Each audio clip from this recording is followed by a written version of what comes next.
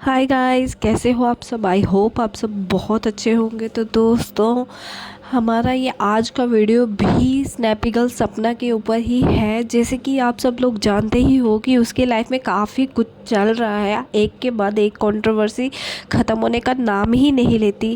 Controversy भी नहीं कह सकते, अब तो ऐसा लगता है कि पता नहीं पूरे रिलेटिव्स मिलके कुछ न कुछ खिचड़ी इतनी अच्छे तरीके से पका रहे हैं कि बस मतलब कहीं ना कहीं जाके कुछ ना कुछ सब इंटरकनेक्ट हो चुके हैं।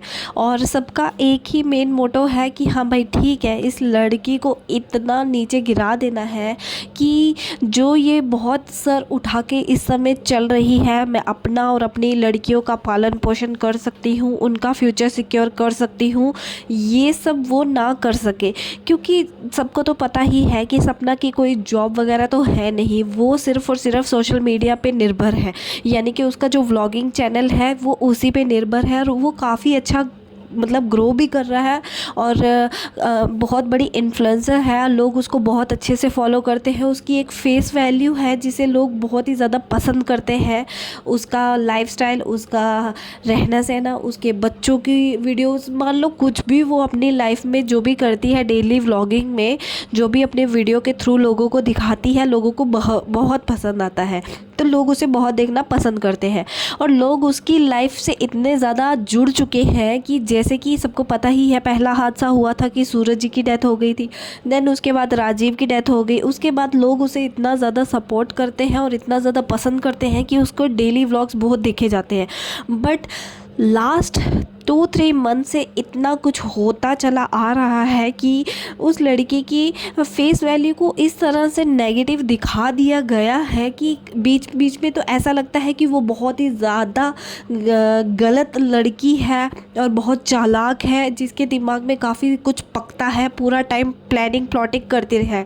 पर फिर भी गाइज, मैं एक ही चीज़ बोलूँगी, ठीक है कोई कितना भी चालाक क्यों नहीं हो, बट जिसके साथ इतना बड़ा हादसा हो जाता है ना, वो कुछ भी प्लानिंग और प्लॉटिंग करने के स्थिति में रहता ही नहीं है। ये चीज़ आप भी ज़रा सोच के देखो कि किसी का एक पेट रखा हुआ ही उससे दूर हो जाए, वो कितना मेंटली डिस्टर्ब होता है। और उस लड़की के दो दो बार शादी होने के बाद दोनों हस्बैंड चले गए, तो उसकी मानसिक स्थिति कैसी होगी। तो बात यहाँ से स्टार्ट करते हैं कि सपना के सास ससुर आए थे, ठीक है।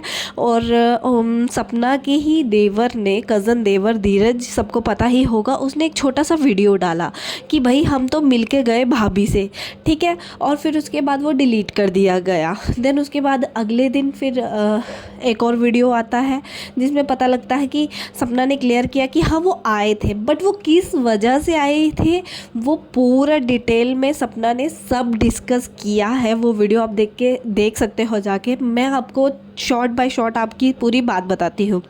जैसे कि उसके सास ससुर गए, दिवाली पे गए अंशु के घर, ठीक है। अंशु के घर 6-7 दिन रुक के आए। अंशु ने वहाँ बातों ही बातों में इतनी सी बात बोल दी कि मम्मी आप जाओगे बच्चों से मिलने, आरू और आरोही से। तो उन्होंने बोला हाँ जाएंगे बेटा। और जब 5-6 दिन रुकने के बाद वो नहीं गए तो काफ़ी ज़्यादा हेट मिलने लग गई कि हाँ भाई सगी बेटी होती तो जाते, पोती पोतियों से मिलने तो नहीं गए, बट हाँ अपनी बेटी से मिलने चले गए। और फिर वो फाइनली आरू आरोही से मिलने गए। बट इस चीज़ का खुलासा अब सपना ने अपने व्लॉग में किया कि वो मिलने क्यों गए थे। वो उनसे मिलने नहीं गए थे, वो कुछ प्रॉपर्टी के सिलसिले में गए थे। क्योंकि काफ़ी दिन पहले अंशु के पापा और सपना के ससुर के साडू, ये दो बंदे गए थे सपना से मिलने और वहाँ पे कुछ प्रॉपर्टी से रिलेटेड बात करने गए थे। इनका एक मथुरा में विला लिया था इन्होंने, और ये उसके सिलसिले में ही सपना से कुछ बात करने गए थे, ठीक है। और वहाँ से आने के बाद ये चीज़ें किसी ने भी मतलब सामने नहीं रखी, सपना ने भी ये चीज़ें सामने नहीं रखी, क्योंकि जो नहीं दिख रहा है वो उसको हाइड कर लेती है। बट जब सामने से कोई वीडियो बन के आता है कि हमने तो सिर्फ सबकी सुलह करवाने की कोशिश करी थी, तो कहते हैं ना तुम किसी को पिन मारोगे तो सुनने की इच्छा भी रख सकते हो, तो सेम वही हुआ। जब सपना की इमेज सामने से डाउन हुई है तो भाई सपना भी तो बोलेगी ना, ऑब्वियसली बोलेगी। सेम शिवी के केस में भी ऐसा ही हुआ। पहले शिवी ने अपनी वीडियो रखी, देन उसके बाद सपना ने अपनी वीडियो रखी कि हाँ भाई ऐसी ऐसी ये बात हुई थी। तो तुम गलत बोलोगे तो रिएक्शन में सपना डालेगी ही ना, कब तक अपनी इमेज को कम होता दिखेगी। और ये बात सही थी। तो जो रिलेटिव सपना से मिलने गए थे वो विला के रिलेटेड गए थे, पर यहाँ पे जो इनका रिलेटिव है उन्होंने बातों को बड़ा ही तोड़ मरोड़ के कहा कि हम तो सिर्फ सुलह करवाने गए थे। तो गाइस कोई इनसे पूछे, जब सपना ने घर छोड़ा था तब तो सुलह नहीं करवाई किसी ने।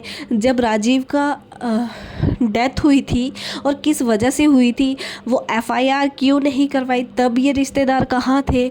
और हमेशा से सपना को डरा धमका के ही रखा गया है, चाहे वो प्रॉपर्टी से रिलेटेड हो चाहे कुछ भी हो, ये सारी चीज़ें आप सबको बहुत खूबी पता है।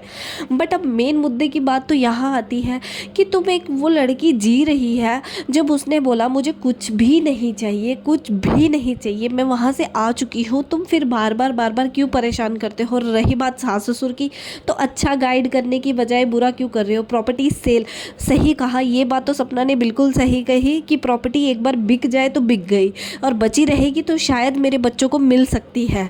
तो ये बात सच्ची है। अगर पोता पोती हो या पोतियाँ हैं, जो भी है, उन पे पूरा प्रॉपर्टी का हक है बच्चों का।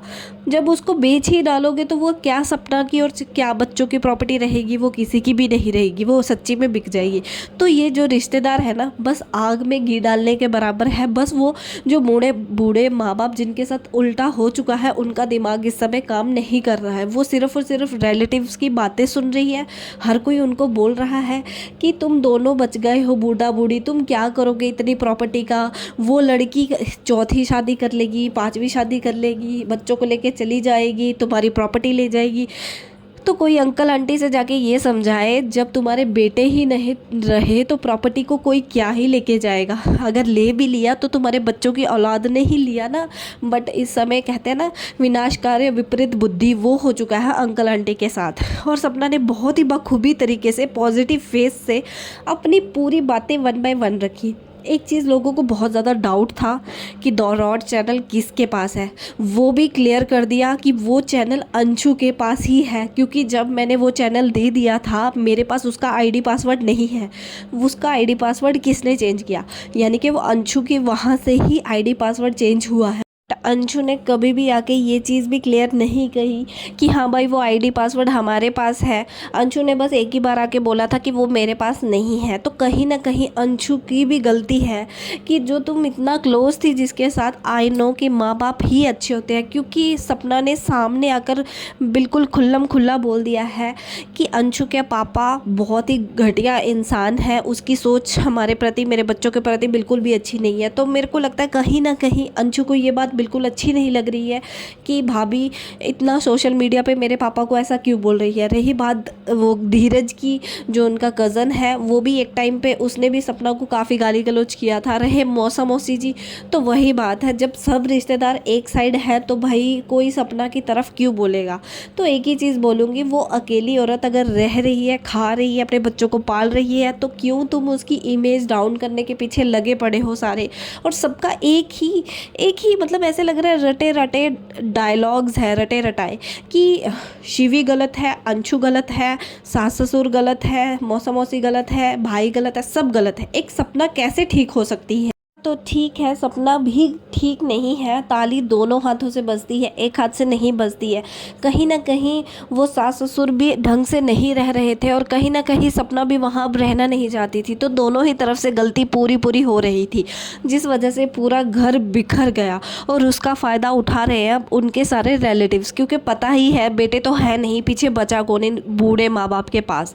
तो कहीं ना कहीं सब कोई अपनी रोटियाँ सेकने में लगा है, चाहे वो चैनल के थ्रू हो, चाहे वो घर पे हो, चाहे प्रॉपर्टी के थ्रू हो। ये चीज़ें सिर्फ उनको घर वालों को ही समझनी पड़ेगी। सोशल मीडिया पे लोग सिर्फ और सिर्फ अपनी राय रख सकते हैं, या तो थोड़ा सा बता सकते हैं, बाकी समझना ना समझना अंशु पे है, या अंशु के पापा पे है, या वो सास ससुर पे है, या सपना पे है, सब पे है। क्योंकि थोड़ी थोड़ी सोच अगर सब बदलेंगे तो मैं भी शायद ये जो रिश्तों में इतनी खटास आ रखी है ये ठीक हो जाए। बट मैं इतना ही कहना चाहूँगी फिर भी कि इतनी कंट्रोवर्सी सोशल मीडिया पे ये बिल्कुल अच्छा नहीं है। क्योंकि काफ़ी लोग आप लोगों को देखते हैं, चाहे वो सपना हो, चाहे वो अंशु हो, चाहे कोई भी हो, तो इतनी नेगेटिविटी अगर फैमिली में दिखेगी तो बहुत ही गलत मैसेज चेंजेस जा रहा है इन सब के थ्रू। तो गाइस व्लॉगिंग पहले एक अच्छा नज़रिया दिखता था कि व्लॉगिंग से हम दूसरों की लाइफ देख सकते हैं, लाइफस्टाइल देख सकते हैं, कल्चर देख सकते हैं। बट आज के टाइम में व्लॉगिंग सिर्फ और सिर्फ एक कंट्रोवर्सी का तरीका लग गया है, क्योंकि सबको पता है कंट्रोवर्सी होगी तो हम ट्रेंडिंग में आएंगे, ट्रेंडिंग में आएंगे तो डॉलर छपेंगे। तो ये चीज़ें ना करके गंदगी मत फैलाओ। वाईटी पे भी थोड़ा सा साफ़ सुथरा रहेगा तो अच्छा लगेगा, यूट्यूब देखने में भी, व्लॉगिंग देखने में भी, हर एक चीज़ देखने में भी। तो थोड़ा थोड़ा नज़रिया सब बदलेंगे तो सब अच्छा होगा। तो गाइज़ आज की मेरी इस वीडियो पे आपकी क्या राय है कमेंट बॉक्स में ज़रूर बताइएगा। कुछ सजेशन होंगे तो भी कमेंट बॉक्स में ज़रूर बताइएगा। मिलते हैं नेक्स्ट वीडियो में। मैं यूट्यूब की खबरी लेती हूँ आपसे इजाज़त। मिलते हैं कल, तब तक बाय बाय।